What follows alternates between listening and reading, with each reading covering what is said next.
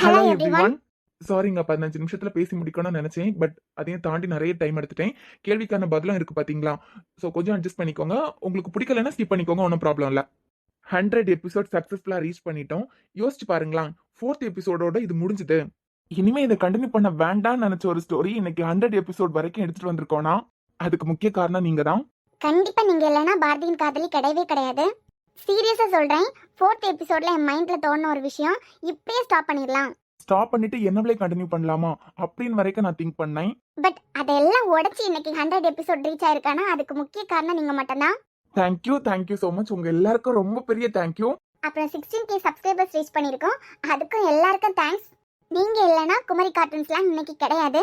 500 பேர் 1000 பேரை கூட சம்பாதிக்க முடியாதுன்னு நினைச்சு யூடியூப்குள்ள வந்த ஒரு பொண்ணு இன்னைக்கு 16,000 சப்ஸ்கிரைபர்ஸ் ரீச் பண்ணி உங்க முன்ன பேசிட்டு நிக்கிறேன்னா அதுக்கு முக்கியமான காரணம் நீங்க மட்டும்தான். நீங்க இல்லைன்னா எதுவுமே இல்லை. அப்புறம் என்னோட பர்த்டேக்கு நான் போஸ்ட் போட்டிருந்தேன். எல்லாருமே விஷ் பண்ணியிருந்தீங்க. ரொம்பவே தேங்க்யூ. பெரியவங்க ஒருத்தங்க நல்லாயிருன்னு சொன்னாலே அதுக்கு பயங்கரமான பவர் உண்டுன்னு நம்புறேன். ஸோ நிறைய பேர் எனக்கு விஷ் பண்ணியிருக்கீங்க. அம்மா, அப்புறம் வந்து பாட்டி, அப்படி நிறைய பேர் விஷ் பண்ணியிருக்கீங்க. எல்லாருக்குமே ரொம்ப ரொம்ப ரொம்ப ரொம்ப தேங்க்ஸ்.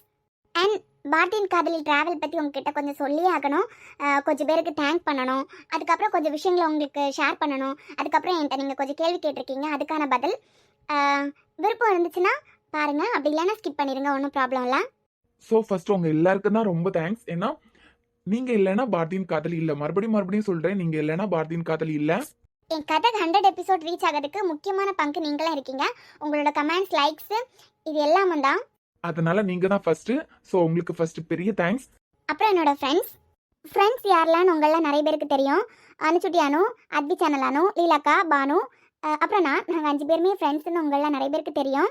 சீரியஸாக சொல்கிறேன், ஒரே ஃபீல்டில் இருந்துட்டு சில விஷயங்களில் ஹெல்ப் பண்ணுவாங்களா அப்படின்னு எனக்கு தெரியாது. பட் இவங்க 4 பேரே நான் வித்தியாசமான ஒரு கோணத்தில் பார்த்துருக்கேன். நம்ம சேனலில் எப்போவுமே நான் வந்து புதுசாக சாங் கொடுக்க மாட்டேன். கொடுத்த சாங்கே கொடுப்பேன். ஏன்னா கிளைம் செக் பண்ணுறதுக்கெல்லாம் எனக்கு டைம் இருக்காது. மேக்ஸிமம் கிளைம் வராமல் தான் நான் பார்த்துப்பேன். இந்த வெட்டிங் எபிசோட்ஸ்லாம் வரும்போது சாங்ஸே கிடைக்காது. என்ன சாங்கும் கொடுக்கலாம் அப்படிங்கிற மாதிரி இருக்காதுலாம். நான் வந்து ஃப்ரெண்ட்ஸ் கிட்ட தான் கேட்பேன். பானுவா இருக்கட்டும், லீலாக்காவா இருக்கட்டும், அவங்க சேனலுக்கு நிறைய சாங்ஸ் வந்து யூஸ் பண்ணுவாங்க. கேட்ட உடனே கொடுப்பாங்க. மேபி நான் கேட்குற சாங் அவங்கள்ட்ட இல்லாமல் இருந்தால் கூட யூடியூப்லேருந்து எடுத்து கொடுப்பாங்க. அப்புறம் பாரதியின் காதலியில் நான் நிறைய இடத்துல உடஞ்சிருக்கேன். என்னால் கண்டினியூ பண்ண முடியாத சுச்சுவேஷன் கூட இருந்திருக்கு. எனக்கு அப்போ வந்து சப்போர்ட்டாக இருந்தது அனுச்சுட்டி அனுவும் அத்வி சேனல் அனுவும் தான். சில நேரம் நாளைக்கு நம்மளால் வீடியோ எடுக்க முடியாது, வேண்டாங்கிற அளவுக்கு அழுதுகிட்டே இருப்பேன். 2 பேரும் ஏன் சுச்சி இதுக்கெல்லாம் இவ்வளோ ஃபீல் பண்ணுறீங்க? இன்னும் நீங்கள் பார்க்க வேண்டிய விஷயம் நிறைய இருக்குது. ஆஃப்டர் மேரேஜ் நிறைய விஷயங்கள் நீங்கள் ஃபேஸ் பண்ணுறதுக்கு இருக்கும் அப்படின்னு மெச்சூராக எனக்கு வந்து ஆறுதலாக இருப்பாங்க. அவங்க 2 பேரும் இல்லைன்னா இன்னைக்கு பாரதியின் காதலி இல்லை, என்னைக்கும் மூடிட்டு போயிருப்பேன். ஒரு தடவை நானும் அனுச்சுட்டி அனுவும் க்ளோஸாக பேசிகிட்டே இருந்தோம். ஒரு 4 hours கிட்டத்தட்ட நைட்டு வந்து கான்வர்சேஷன் ஆரம்பிச்சது. அடுத்த நாள் காலையில் வரைக்கும் எங்களோட கான்வர்சேஷன் போயிட்டே இருந்தது. அப்போ என்னோட பாரதியின் காதலிக்கு அப்புறமான அடுத்த கதையோட ஒரு சின்ன பேஸ்மெண்ட் அவங்க கிட்ட ஷேர் பண்ணேன். ஷேர் பண்ணிவிட்டு இந்த விஷயத்தில் உங்களோட ஹெல்ப் வேணும். இதை பற்றி எனக்கு வந்து நீங்கள் சொல்லணும். ஏன்னா எனக்கு இதை பற்றின ஐடியாவோட உங்களுக்கு இதை பற்றின ஐடியா இருக்குன்னு எனக்கு தெரியும்னு சொல்லியிருந்தேன். அப்படியா, சரி சுச்சி பண்ணிடலான்னு சொன்னாங்க. நான் யோசிச்சு வச்ச அதே விஷயம் அவங்களும் யோசிச்சு வச்சிருந்திருக்காங்க. ஆனா என்கிட்ட நான் இதே யோசிச்சு வச்சிருக்கேன்னு சொல்லவே இல்லை. அதுக்கு பதிலாக என்ன தெரியுமா பண்ணாங்க? சரி சுஜி இதை வைக்க போகிறாங்க, இல்லை நம்ம மாற்றிப்போம். அவங்களுக்கு தாங்க ஐடியா இருக்குது அதை பற்றி. பட் அவங்க மாற்றிக்கணும்னு நினச்சாங்க. இது எத்தனை பேருக்கு இந்த மைண்ட் செட் இருக்குன்னு எனக்கு தெரியல. அதுவும் நாங்கள் எல்லாம் ஒரே ஃபீல்டில் இருக்கோம். இப்படி ஃப்ரெண்ட்ஷிப்லாம் கிடைக்கிறதுக்கு ரொம்பவே கொடுத்து வச்சிருக்கணும்.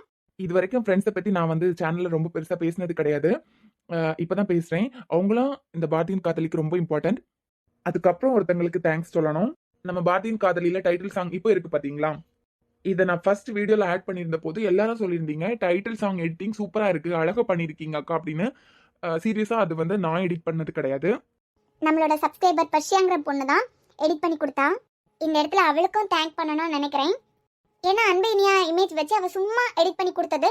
ஸோ அந்த எடிட்டிங் எனக்கு நல்லா பிடிச்சிருந்து. எப்படி எடிட் பண்ணான்னு எனக்கு கற்றுக்கொடுன்னு சொல்லி கேட்டிருந்தேன். அவள் அனுப்பின ப்ராசஸ் ரொம்ப லெந்தாக இருந்துச்சு. அதை முடிக்கிறதுக்கு அதை கற்றுக்கிறதுக்கு எப்படியும் 10 நாள் ஆகுன்னு எனக்கு தோணிடுச்சு. சரி ஓகே வேண்டாம் விட்டுறலாம் அப்படிங்கிற போது, இல்லைக்கா நீங்கள் பிக்சர் மட்டும் கலெக்ட் பண்ணி எனக்கு அனுப்புங்க, நான் எடிட் பண்ணி கொடுக்குறேன் அப்படின்னா.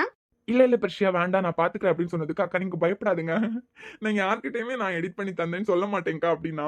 இப்போ வரைக்கும் அதுதான் போயிட்டுருக்கு. அதுக்கு தேங்க்ஸ் பர்ஷியா. இவ்வளோ பேருக்கும் பர்சனலாக தேங்க் பண்ணணும்னு நினச்சிருந்தேன். அது 100 எபிசோடில் தான் நான் தேங்க் பண்ணணும்னு நினச்சிருந்தேன். ஸோ வந்து முடிஞ்சிடுச்சு. அதுக்கப்புறம் இனிமேல் வந்து நம்ம சேனலுக்குள்ளே வரலாம். இப்போ நான் பேச போகிறது நெகட்டிவாகவும் இருக்கலாம், பாசிட்டிவாகவும் இருக்கலாம். பட் 100வது எபிசோட் முடிஞ்சதுக்கு அப்புறம் இந்த விஷயத்த நான் பேசியே ஆகணும் அப்படின்னு நினச்ச ஒரு விஷயம். ஒன்றும் இல்லைங்க. என்ன விலையில நம்மளோட சாரா கேரக்டர் உங்களுக்கு நல்லாவே தெரியும். என்ன ரீசன்னே தெரியாது, கொஞ்சம் பேருக்கு அந்த சாரா கேரக்டர் வந்து பிடிக்கவே பிடிக்காது. சாராவை பார்த்தாலே இரிட்டேட் ஆகுது, சாரா பேசுறது இரிட்டேட் ஆகுது. அவ ஃபேமிலிக்காக எவ்வளோ சாக்ரிஃபைஸ் பண்றா அது இம்பார்ட்டன்ட் கிடையாது. அந்த கொஞ்சம் லொட வாய் இருக்கலாம், அது மட்டும் தான் இங்க பிரச்சனைங்கிற மாதிரி இருந்துச்சு. அது ஒரு சைடுல இப்போ இருக்கட்டும். இப்போ இங்க வரலாம் பாரதியின் காதலிக்கு. இங்க ஏஞ்சலா எடுத்துட்டு வந்தேன். இங்கே வந்து ஸ்டார்டிங் 2 எபிசோட்ல தான் கொஞ்சம் துருதுருன்னு பேசுற மாதிரி காமிச்சிருப்பேன். அதுக்கும் வந்து சாரா வந்து இரிட்டேட் ஆகுற மாதிரி தான் எனக்கு கொஞ்சம் கமெண்ட்ஸ் வந்துச்சு. ஸோ நான் யோசிச்சேன், அங்கேயாவது பொண்ணு, அதாவது நம்ம செல்லு பாட்டியோட பேத்தி, டைரக்ட் பேத்தி, அப்படிங்கிற போதே நெகட்டிவ்ஸ் இருந்துச்சு. இங்கே இந்த வீட்டுக்கு மருமகளா எடுத்துட்டு வந்திருக்கோம். இங்கே வந்து ஸ்டார்டிங் எனக்கு நெகட்டிவ்ஸ் வந்துச்சு. எனக்கு யாருன்னெல்லாம் ஞாபகம் இல்லைங்க. தயவு செஞ்சு யாரும் தப்பா நினைச்சிடாதுங்க. நான் சொல்ல வந்த விஷயம் சொல்லி முடிக்கும் போது உங்களுக்கு புரியும். எனக்கே புரிஞ்சுது, மகளா இருக்கும்போதே வாய் கொஞ்சம் ஓவர்னு சொல்லிட்டு நிறைய பேர் சொல்லியிருக்காங்க. ஸோ மருமகளா இருக்க வீட்டில் வந்து வாய் பேசவே முடியாது. அந்த இடத்த வந்து அப்படியே ஸ்டாப் பண்ணி தான் ஆகணும், இல்லைன்னா நிறைய நெகட்டிவ்ஸ் வரேன்னா அந்த கேரக்டருக்கான விஷயத்தை நான் அப்படியே ஸ்டாப் பண்ணிட்டு இனியாக்கு கொடுத்தேன். இனியாக்கு கொடுக்கும்போது சீரியஸா சொல்றேன், இனியாவை பாக்குறதுக்கே இரிட்டேட் ஆகுதுன்னு கமெண்ட் வந்துச்சு. எனக்குள்ள திருப்பி திருப்பி கேட்டுட்டு இருக்க ஒரே ஒரு விஷயம், ஆம்பளைங்களுக்கு மட்டும்தான் இந்த உலகத்துல வந்து எல்லா அதிகாரமும் உண்டா? ஒரு பொண்ணு எல்லா விஷயத்தையும் சாக்ரிஃபைஸ் பண்ணிட்டு கொஞ்சம் அதிகமா வாய் பேசினாலும் அது வந்து தப்பான கேரக்டரா வந்து மாறிடுமா? அப்பனா இப்போ நம்ம அதே காலத்துல தானே வாழ்ந்துட்டு இருக்கோம். ஆம்பளைங்க தான் எல்லாம், பொண்ணுங்கன்னா இவ்வளவுதான், இப்படிதான் இருக்கணும் அப்படின்னு தான் வாழ்ந்துட்டு இருக்கோம் தானே. தெரியலங்க, எல்லாருமே கேட்ட ஒரு விஷயம், இனியாவை ஏன் போல்டா காமிக்க மாட்டேங்கிறீங்க? இப்போ எப்பவும் அழுதுட்டே இருக்கா. அவ வந்து இன்னைக்கு கூட ஒருத்தங்க, அவங்க டாக்டர்னு நினைக்கிறேன், இனியாவை போல்டா காமிங்க, அவங்க ஒரு கம்பெனியோட சிஇஓ தானே அப்படின்னு கேட்டிருந்தாங்க. என்னங்க பண்றது, போல்டா காமிச்சா இங்க நிறைய பேருக்கு பிடிக்க மாட்டேங்குது. வித்யாவை பிடிக்காதவங்க நிறைய பேர் உண்டு. ஏன்னா வித்யா வந்து அதிகமா பேசுறா சில இடத்துல அப்படிங்கிறதுக்காக. ஸோ அதையும் நான் நோட் பண்ணியிருக்கேன். எனக்கு தெரிஞ்சு என்னோட கதையில ஒரு ஃபீமேல் கேரக்டருக்கு நெகட்டிவே வராதது, பிரியாக்கு கூட நெகட்டிவ்ஸ் வந்திருக்கு. நெகட்டிவே வராத ஒரு கேரக்டர்னா தமிழ் மட்டும்தான். தமிழ் எப்படின்னு உங்க எல்லாருக்குமே தெரியும், ரொம்ப சாஃப்ட் கேரக்டர். அந்த கேரக்டர்னாலே ஒரு இடத்துல நிறைய பேருக்கு வெறுப்பு வந்துச்சு. அதான் அந்த விக்கி வீட்டில் போய் சத்தம் போடுவாங்க எல்லாம் டே அப்படின்னு சொல்லிட்டு, அப்போ வந்து நிறைய பேர் தமிழ் இரிட்டேட் பண்ணுறாங்க அப்படின்னு சொல்லிட்டு கமெண்ட் பண்ணியிருந்தாங்க. ஸோ இங்கே பொண்ணுங்கன்னா இப்படி தான் இருக்கணும், சாஃப்டாக தான் இருக்கணும், போல்டாக இருக்கக்கூடாது அப்படின்னு ஒரு வட்டத்துக்குள்ளேயே சில பேர் வாழ்ந்துட்டு இருக்காங்க. அதை உங்களுக்குள்ள இருந்து உடைச்சிருங்க.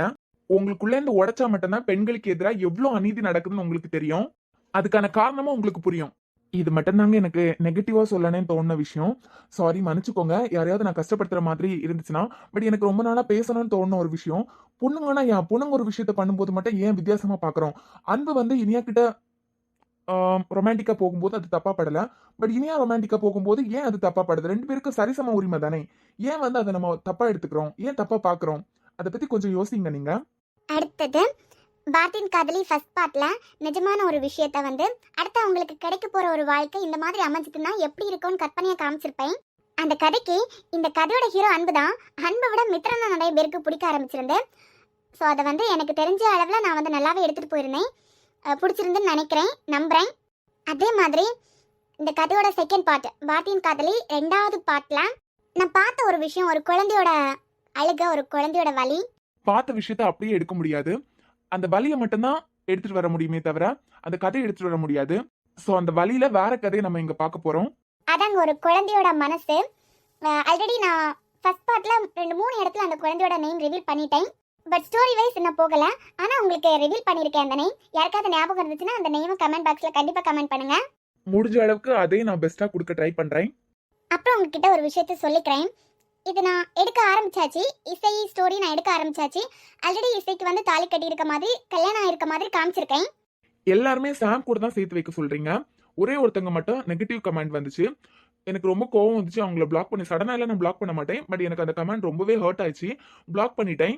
ஏன்னா நான் இன்னும் மொத்தமாக ரிவீல் பண்ணல. யாரை யார் கூட சேர்த்து வைக்க போறேன்னு யார்கிட்டே நான் சொன்னது கிடையாது. என்ன பண்ண போறேன்னு தெரியாது. இதுல நான் என்ன ட்விஸ்ட் வச்சிருக்கேன்னு யாருக்கும் தெரியாது. என்ன கேட்டா இது ஒரு புது ஸ்டோரி, இப்பதான் ஆரம்பிச்சிருக்கு. அதுக்கு முன்னமே எதுக்கு நெகட்டிவ் வரும்போது நான் ரிவீல் பண்ண முன்னமே எதுக்குடா இப்படி எல்லாம் நெகட்டிவா பேசி கடுப்பேத்துறீங்கன்னு சொல்லிட்டு நான் பிளாக் பண்ணேன் அவங்கள.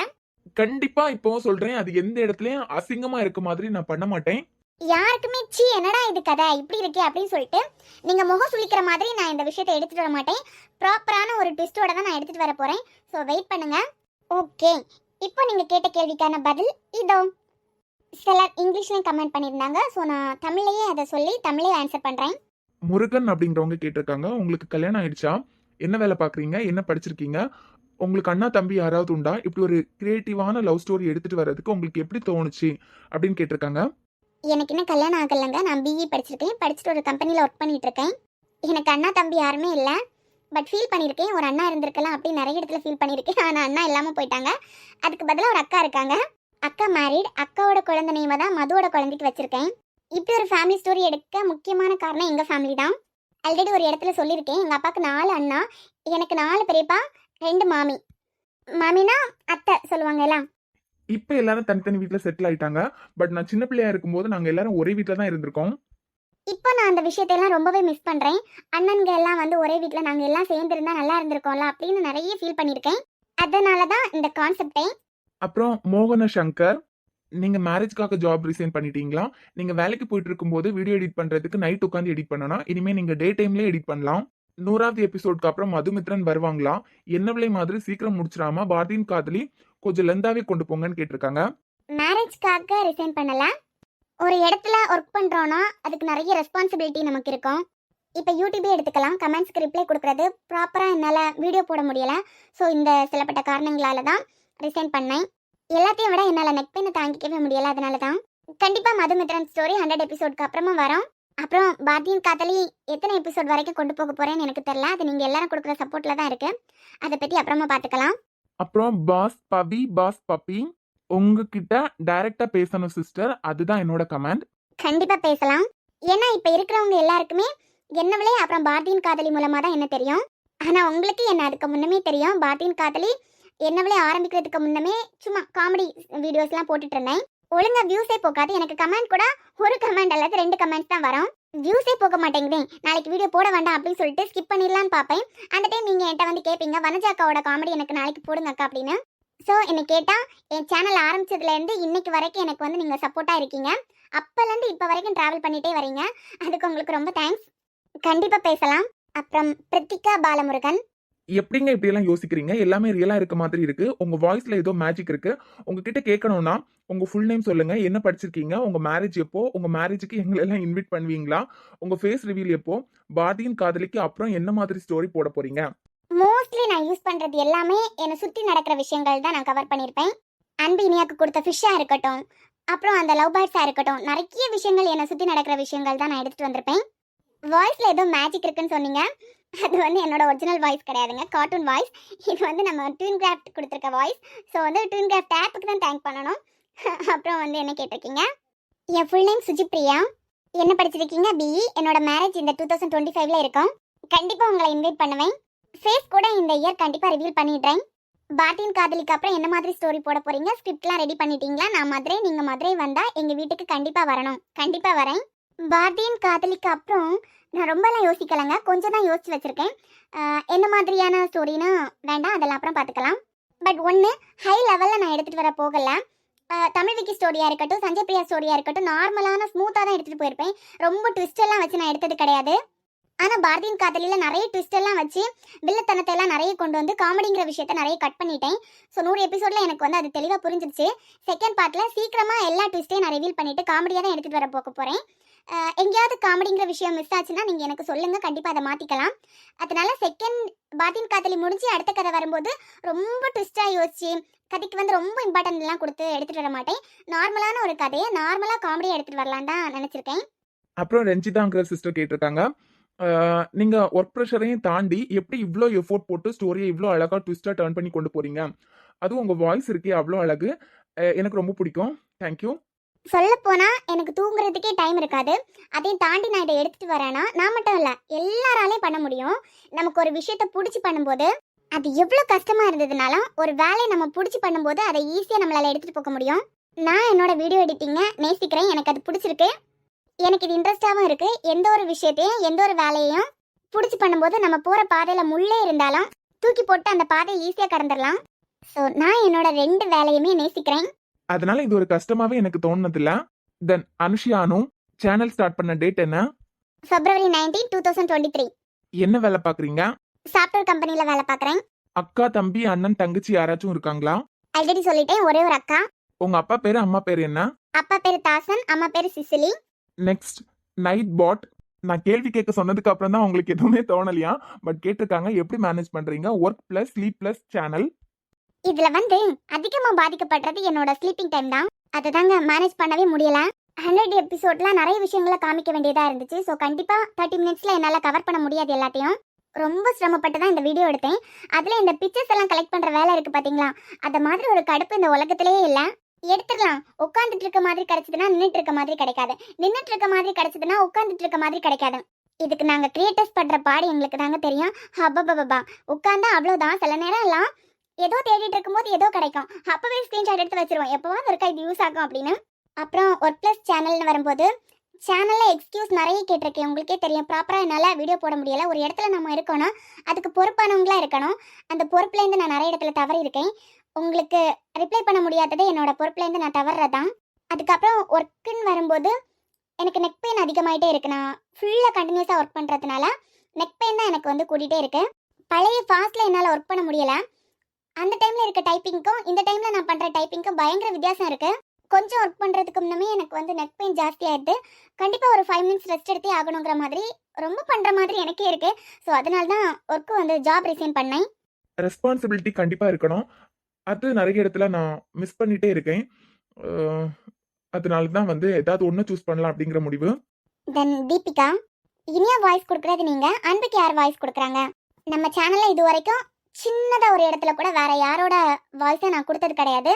எல்லாமே என்னோட வாய்ஸ் தான். கார்ட்டூன்லேயே இருக்குங்க, அட்ஜஸ்ட் பண்ணிக்கலாம். மேல் வாய்ஸ் ஃபீமேல் வாய்ஸ்னு அட்ஜஸ்ட் பண்ணிக்கலாம். எல்லா கேரக்டர்ஸ்க்கும் வாய்ஸ் அட்ஜஸ்ட்மெண்ட் கொடுத்துருக்காங்க. ஸோ மேல் வாய்ஸ் வேணா மேல் வாய்ஸ் யூஸ் பண்ணிக்கலாம், ஃபீமேல் வாய்ஸ் வேணா மாற்றிக்கலாம். இதில் நான் வந்து ஹார்ட் ஒர்க் பண்ணியெல்லாம் பண்ணலைங்க. இது வந்து ட்வின் கிராஃப்ட் ஆப்போட டிசைன் தான்.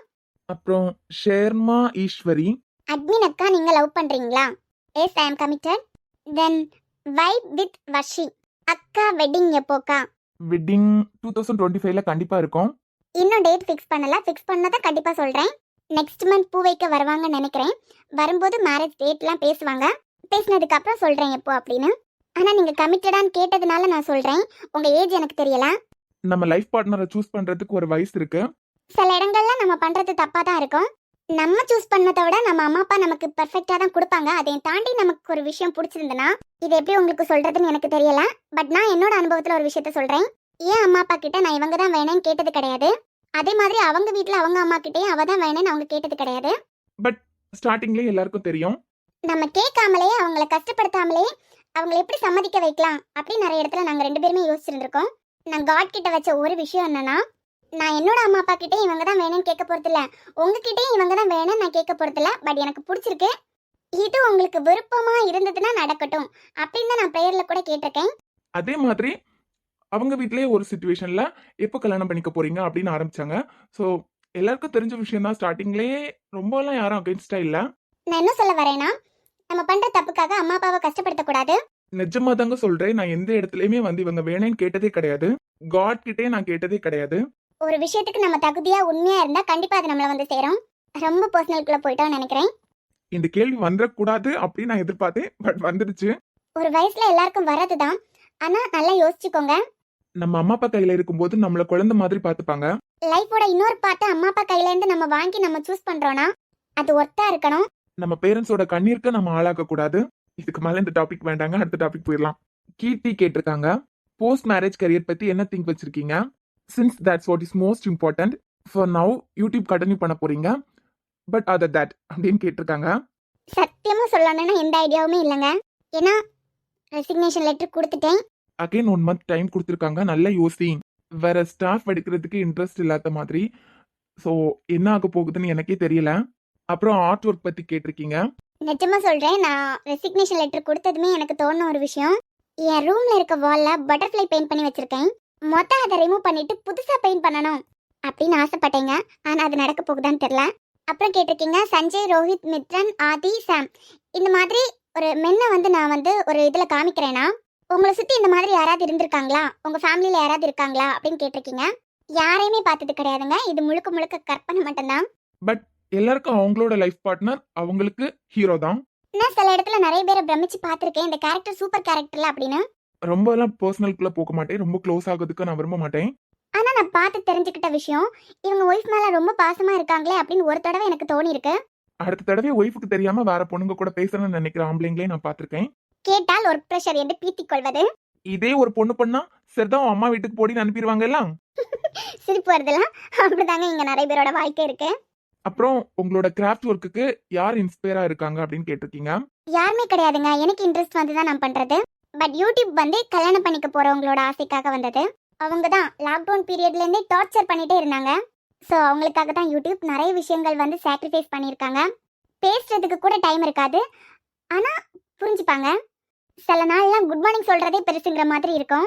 அப்புறம் Sultana Abdul, Adhvi channel, Pappukutty channel, Anuchutty channel, Leela Ganesh channel, நீங்க எல்லாம் வந்து எப்படி ஃப்ரெண்ட்ஸ் ஆனீங்க? நீங்க காலேஜ் ஃப்ரெண்ட்ஸா, ஸ்கூல் ஃப்ரெண்ட்ஸா அப்படின்னு. இதுக்கு வந்து எப்படி ஃப்ரெண்ட்ஸ் ஆனோம்னு சொல்லிட்டு ஆல்ரெடி நான் சொல்லிட்டேன். எங்க 5 பேர் ஃப்ரெண்ட்ஷிப் பத்தி கேட்டிருக்கீங்க. நாங்க ஸ்கூல் ஃப்ரெண்ட்ஸ், காலேஜ் ஃப்ரெண்ட்ஸ்லாம் கிடையாது. யூடியூப் தொடங்கினதுக்கு பிறகு தான் நாங்க ஃப்ரெண்ட்ஸ் ஆனோம். அப்புறம் அவங்க தான் கேட்டிருக்காங்க, இந்த அளவுக்கு ஸ்டோரி ரைட் பண்ண உங்களுக்கு எப்படி இன்ட்ரெஸ்ட் வந்தது அப்படின்னு. நான் நிறைய ஸ்டோரி புக்ஸ் படிச்சிருக்கேங்க. அதுதான் 12th லீவ்ல ஆரம்பிச்சது. காலேஜ் ஃபுல்லா லீவ் கிடைச்சாலே போதும், லைப்ரரிக்கு போவேன். 1 வீக்ல 11 ஸ்டோரி புக்ஸ் நான் முடிச்சிருவேன் ரீட் பண்ணி. அந்த ஆண்டிட்ட நான் சொல்லிட்டு வருவேன், எல்லா புக்ஸுமே நான் படிச்சிட்டேன், புதுசா ஏதாவது வந்தா சொல்லுங்க அப்படின்னு. அவங்க காண்டாக்ட் நம்பர் கூட இடையில வரைக்கும் வச்சிருந்தேன். ஸோ அந்த அளவுக்கு வந்து ஸ்டோரி புக்னா பைத்தியம். பட் இப்போலாம் எனக்கு சுத்தமா டைம் இல்லை.